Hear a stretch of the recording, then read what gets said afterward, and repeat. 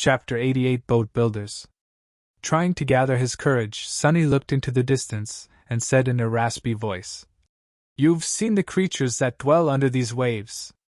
Do you really want to swim across them?" Changing Star was silent for a few seconds, then sighed. "We are damned either way, Sonny. What do we have to lose?" She fell silent for a moment and grimaced, pale flames dancing in her eyes. Then, in a quiet voice, she added, "We will not light any fires, relying on your eyes to guide us west. We will hope that Cassie's armor will protect us. Maybe it will be enough." Sonny glanced at Neff and asked, "What's so special about Cassie's armor?" She hesitated for a moment, then answered without looking at him. "It's a Tier 6 awakened memory. One of its traits is to make the wearer less likely to draw the enemy's attention." While Sonny was digesting this information, Nephi suddenly trembled. Closing her eyes, she said through gritted teeth, "I am at my limit. My mind is fading. If you have any questions left, better ask them fast." He blinked, startled. Then, knowing that there was not much time left, Sonny asked the first thing that came to his mind. "Do you even know how to build a boat?" Changing Star simply nodded, letting him know that she did. Her expression was slowly turning lost and dull again. Racing against time, Sonny frantically thought of another question. "How do I convince you to leave the island once your memory is gone?" Nephi looked at him, struggling to hold on to the last shreds of lucidity. For a moment, her eyes became clear again. White flames ignited in their depths, illuminating her pale, beautiful face. "Aster. Song. Vale. Say those words to me, and I will listen." Starting to lose the grip on her thoughts, she turned away and added after a short pause, her voice steady and even, "If anything happens, take Cassie and flee. Don't. Then, the light in her eyes slowly dimmed, and soon, Changing Star was staring west once again, all memory of their conversation gone from her mind. Sonny sat by her side for some time, waiting. After a while, he shifted a little and said, "Hey, Neff." She turned to him, her face bleak and full of confusion. "Sonny? Oh, when did you get here?" "A while ago." Then, he smiled and said in a carefree tone, "Hey, can I ask you something? Do you know how to build a boat?" Nephi was very surprised by his question, but eventually agreed to help him. Sonny didn't tell her why exactly he wanted to build a boat, dodging the questions with practiced finesse. His flaw was not making things easy, but with the state Neff was in, persuading her was not very hard. Manipulating her felt a little strange, but explaining everything once again would have taken too much time. Not to mention that he wasn't sure that it would work again. And there was not much time left. With every hour, their condition worsened. Even Sonny was having trouble keeping his lucidity intact. Every time he felt that his mind was beginning to slip, he had to inflict pain on himself to get a few moments of reprieve. Even so, his thoughts were slow and fragile. Keeping them together was taking a heavy toll on him. They had to flee the island as soon as possible. Sonny was determined to be ready by the time the dark sea returned. Turning away from Nephi to not let her see the pained expression on his face, Sonny bit his hand once again. Feeling the bitter taste of blood on his tongue, he let the wave of pain clear his mind and blinked, amused at the irony of the situation. He was gnawing on himself to prevent himself from being eaten. What a funny contradiction. Hiding his bleeding hand behind his back, Sonny turned to Neff and asked, "So, how are we going to make the boat?" She thought about it for some time, then said indifferently, "We will have to use the materials at hand. For the hull, we will have to use the dead demon's carapace. We can strip several armor plates of suitable shape and tie them together with the golden rope." Sonny raised his eyebrows. The carapace demon's armor? It's made out of some strange steel. Can steel even float?" Nephi glanced at him with reproach. "Anything can float, Sonny. You just have to make sure that you're displacing more water than the weight of the floating object." That's how boats work. He blinked. Ah, okay. About the sail, I think we can ask Cassie to lend us her cloak. What do you think? Changing Star gave him a strange look. I mean, yes? I still don't understand what got you so excited about boat building, but I'm sure she'll be willing to help you out with this, passion project. Sunny smiled. Great! Let's go butcher the demon, then. A strange sentence to say with a smile, but not the strangest one he had to say to convince Neff to help him. A few minutes later, they reached the giant carcass of the carapace demon. It was towering above them like a small hill of polished metal. After that first day when the strange winged abominations had circled around the island for several hours, never daring to approach, nothing else had shown up to lay claim to the fearsome creature's meat. As the result, the carcass was largely intact. Strangely, the demon's corpse had not begun to rot. Only the metal of its carapace slowly deteriorated, losing its luster and shine, then turning less and less durable. By now, its surface was marred by large patches of rust. Nephi's climbed up on top of the carcass and walked from side to side, looking under her feet. Then she gestured at several spots. These curved plates will be perfect if we can fit them together tight enough. Each one is long enough to form the entirety of the hull, leaving enough space for the three of us to sit side by side. Sunny had no knowledge of shipbuilding, so he decided to trust her judgment. Looking up from the ground, he asked, What about the mast? Changing Star scowled. That I will have to think about. Sunny smiled. All right. While you're thinking, I'll go fetch Cassie to keep you company. Chapter 89 Demon's Bones. Sunny had a lot to do before the sunset. The parts of the plan spun in his head, making it ache. He had to constantly remain focused, straining his will to its limits, just to keep himself from forgetting everything. When it was not enough, he had to use pain to augment his concentration. His hands and arms were covered in ghastly bite marks. Without the blood weave, Sunny might have fainted from blood loss already. Still, with his pale face turning even whiter from exhaustion and feverish light burning in his eyes, he must have looked like a zombie. Luckily, Cassie couldn't see any of it. It didn't take much to convince her to join their strange endeavor. The blind girl's state was way worse than his or Neff's. She seemed to be barely holding on, her thoughts slow and meek. Sunny's heart was gripped with worry. Why is she affected so much more than us? Is it because we have true names, but she does not? Names were anchors of one's sense of self, after all. Could it be that true names served a similar role, only in matters having to do with the spell? He didn't know. Sunny guided Cassie to the carcass of the carapace demon. Nephi's was already busy stripping plates of armor from its back. Her silver sword was seemingly able to cut through the deteriorated metal, making the task not as hard as he had been afraid of.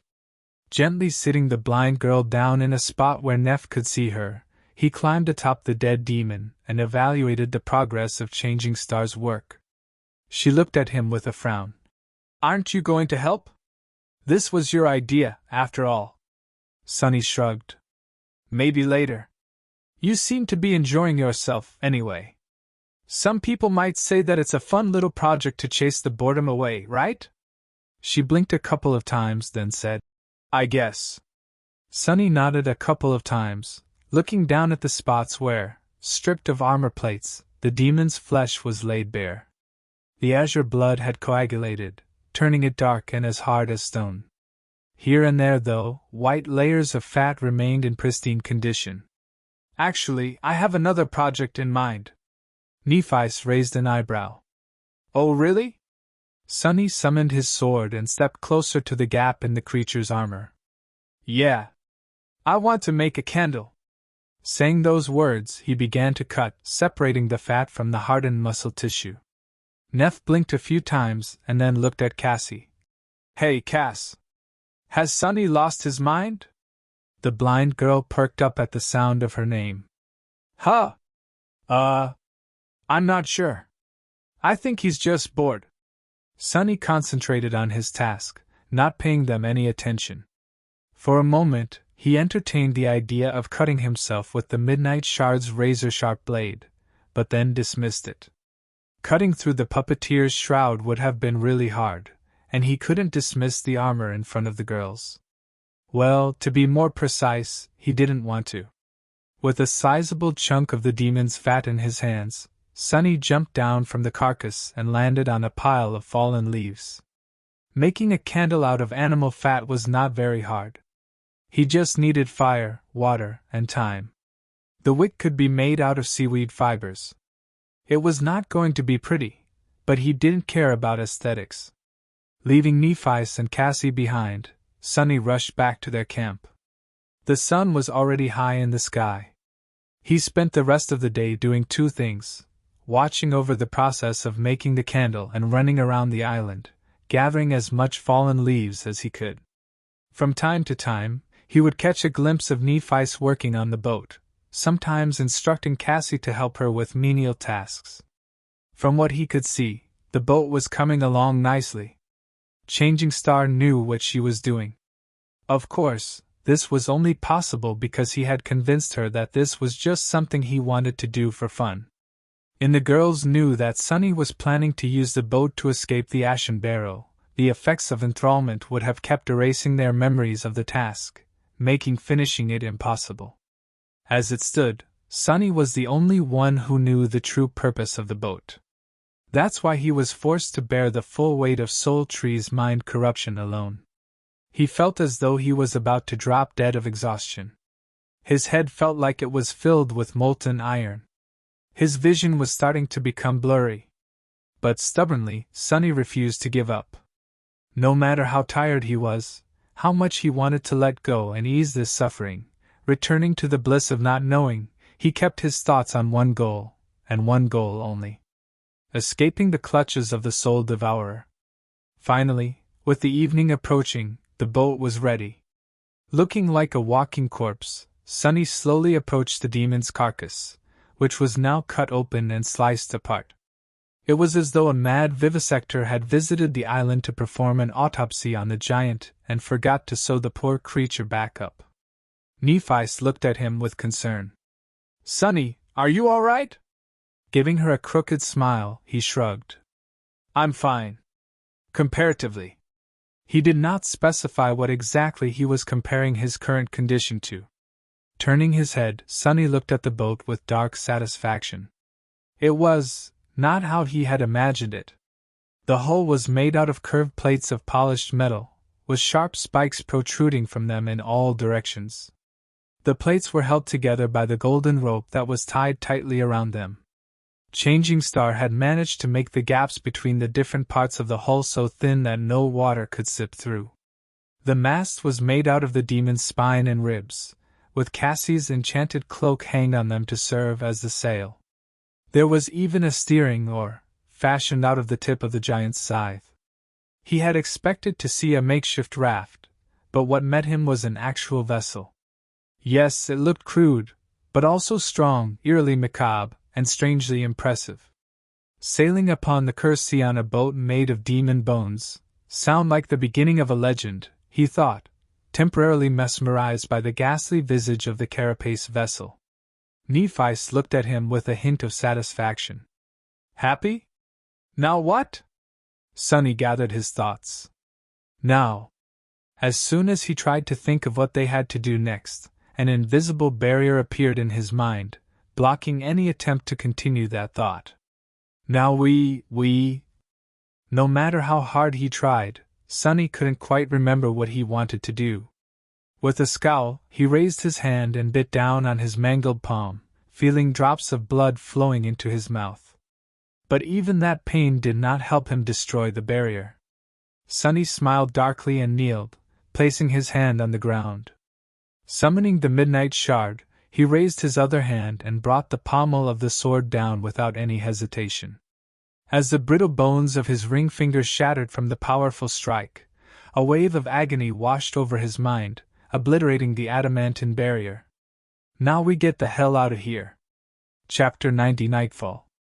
Nephi stared at Sunny, shocked by his sudden act of self-mutilation. Hissing through gritted teeth, he dismissed the midnight shard and slowly rose back to his feet. Ah! Crap! That really hurts! His poor finger was red and swollen, pulsating with sharp pain. It was unmistakably broken. Sonny was so full of self-pity that he wanted to cry. Why am I so unlucky? First that nightmare in the nest, now this. How come no one else is suffering, just me? He conveniently decided to forget that Changing Star had been literally torturing herself for weeks, and that due to her blindness Cassie was always covered in bruises. Hearing his pained voice, the blind girl turned her head and asked, "Sonny? What happened?" He grimaced and tried to smile. It's nothing serious, really. I just sort of smashed my hand a bit." Nephice opened her mouth to say something, but he hurriedly interrupted whatever she wanted to say. "Anyway, Neph, can you help me drag this gruesome masterpiece of yours to the edge of the island?" At this point, one wrong question could make things very complicated. He didn't want to reveal the true purpose of his actions until the last moment. That way, he would have more leeway in how to deal with problems, should any arise. Changing Star hesitated. A few seconds later she shrugged, looking at him with a concerned frown. "Are you sure you're okay, Sonny?" He forced a smile. "I will be if you help me." Giving up, she shook her head and walked over to the front of the boat. Sonny turned to Cassie. "We're off, Cass. Wait here for a bit, all right? I'll come get you soon." She lingered, as though not quite understanding his words, then answered with an uncertain expression. Okay." Sonny raised his healthy hand to grip her shoulder, then hesitated and turned away with a dark look in his eyes. Enduring the pain, he walked toward the boat. "Hold on a little more, Cassie. It will be over soon, I promise." The night was already approaching. Sonny and Nephice dragged the boat across the island, pulling it as oxen yoked to a wagon. The ashen sand was not the most difficult of terrains, but the spikes on the strange vessel's hull were making the task harder. Thankfully, the boat was lighter than it looked. Sonny knew that the alloy of the demon's carapace was extremely light from his experience with the Midnight Shard, which was forged from the same lustrous metal. If he were to believe the sword's description, this miraculous alloy came from a shard of a fallen star. Whether this omen was good or bad, he didn't know. Soon, they heard a thundering rumble in the distance. It came from the direction of the colossal crater. The dark sea was awakening. Gritting his teeth, Sonny grabbed onto the golden rope that was coiled around his chest and pulled harder. "Come on! Faster!" The sun was just about to touch the horizon when they finally reached the edge of the island. Falling to his knees, Sonny released the rope and gasped for air, his chest rising and falling frantically. A wave of overwhelming exhaustion was drowning his senses, making it hard to stay awake. "Not yet, you can't let go yet." Nephice was silent, looking at him with a frown. For once, Sonny felt glad that she was weirdly taciturn by nature. Gathering his strength, he stood up and glanced at the darkening sky. Time was running out. Turning to Neph, he strained his parched throat and said in a raspy voice, "I'll explain everything once Cassie is here. Don't go anywhere until I bring her, all right? Please." Changing Star stared at him for a few seconds, then shrugged with indifference, and didn't say anything. "I'll take it as a yes." What else could he do? Cursing under his breath, Sonny turned around and hurried away. He had one last task to accomplish before returning for Cassie. Some time later, he came back to the spot where he had left Cassie. The blind girl was still there, sitting some distance away from the carapace demon's carcass and idly staring into the ground. Hearing the sound of his approaching footsteps, she smiled weakly. "Sonny?" He walked over, tired to the bone, and said while trying to keep his tone casual. "Yeah. It's me." Cassie got distracted for a moment, then asked, "Do you have a fruit?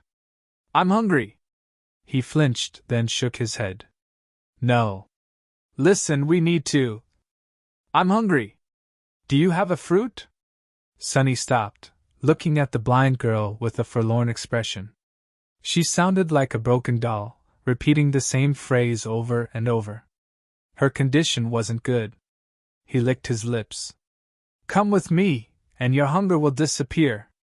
This was the best misdirection he could come up with within the confines of his flaw. However, this time, he failed to achieve the desired effect. Cassie smiled and said, Really? You'll take me to the fruits? Due to his exhaustion and the debilitating effect of the enthrallment, Sunny got distracted for a moment and failed to control the flaw. Without realizing it, he opened his mouth and said, No. Cassie pouted and lowered her head. That's not nice, Sunny. Why did you lie to me? Still reeling from his mistake, Sunny missed the moment and made things even worse, turning a small oversight into a real problem. Because I want to take you away from this cursed island. As soon as the words left his mouth, Sunny froze and opened his eyes wide, refusing to believe that he had just messed up that bad. However, the damage was already done. Cassie turned to him with a deep scowl. Take me away? But I don't want to leave. Why would I leave the Soul Tree? Sunny silently cursed and shouted, abandoning any attempt to control himself. Because that thing is evil. It's pure goddamn nightmare. Come on, let's go. Grabbing her hand, he tried to pull the delicate girl away, but she resisted with surprising strength. Let go of me, you jerk! Cassie managed to rip her hand away from his grip and flinched back, looking at Sunny with anger. I said I don't want to go. You're acting strange, Sunny! Stop, please! Sunny froze, not knowing what to do. This island is our home. It's so nice here, with the three of us together. Why do you want to leave? He lingered, struggling to do what he knew had to be done. Finally, Sunny gritted his teeth and said, Because it's 5. Remember? I'm sorry, Cassie. Then, he lunged forward and violently grabbed the blind girl, easily suppressing her resistance. What are you doing? Stop! Help! Help! Neff! Throwing her over his shoulder, Sunny turned around and ran toward the edge of the island. Cassie resisted desperately, using her small fists to pummel his back with a rain of punches. Despite the fact that she had never taken part in battles against the nightmare creatures of the Forgotten Shore, she still was considerably stronger than a normal person. All those soul shards Changing Star had shared with her gave Cassie enough strength to make Sunny feel every strike. It wasn't enough to seriously injure him, but more than enough to hurt like hell. I'm really sorry, Cassie. Deeply disturbed, Sunny tried to block out Cassie's desperate screams and rushed to the boat. His forehead was covered in cold sweat. As the last glimmers of light were disappearing from the sky, he finally returned to the edge of the island. The ghastly boat was silently standing on the sand, just a few meters away from the restless black water. Changing Star was resting just in front of it, raising her head to look at the source of the commotion. Neff! Help! Sunny had gone crazy! Nephi slowly rose to her feet, her indifferent expression radiating coldness. She slightly outstretched one hand. Crap! Wait! It's not! Before he could finish the sentence, the silver sword appeared out of thin air, aimed at the ground, for now. Explain yourself? Changing Star's voice was even and calm, but Sunny could feel the hidden threat in it. Suddenly, he saw her in a new light, or rather, in an old one. As a potential enemy. The idea of facing off against Nephi sent chills running down his spine. He had almost forgotten the feeling he got back in the academy, watching her wipe the floor with most of the sleepers in their batch. He had forgotten that she, too, was a monster.